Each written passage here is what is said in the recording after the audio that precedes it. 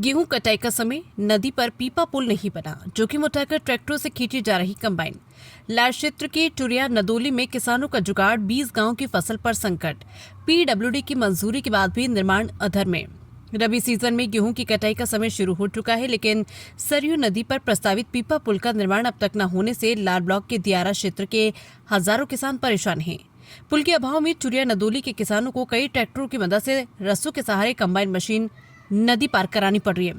सबसे बड़ा रकबा, सबसे ज्यादा दिक्कत। लार ब्लॉक का महाल मंजरिया दियारा का सबसे बड़े रकबे वाला गांव है।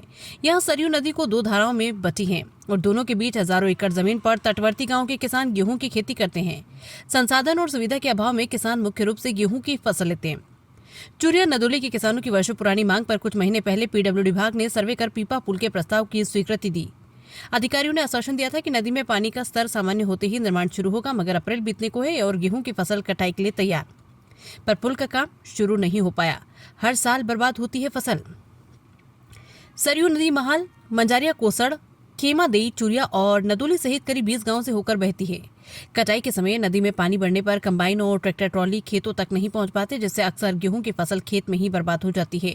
किसानों को हर साल भारी नुकसान उठाना पड़ता है। इस समस्या को लेकर किसान कई बार आंदोलन कर चुके हैं और जनप्रतिनिधियों से भी गुहार लगा चुके हैं।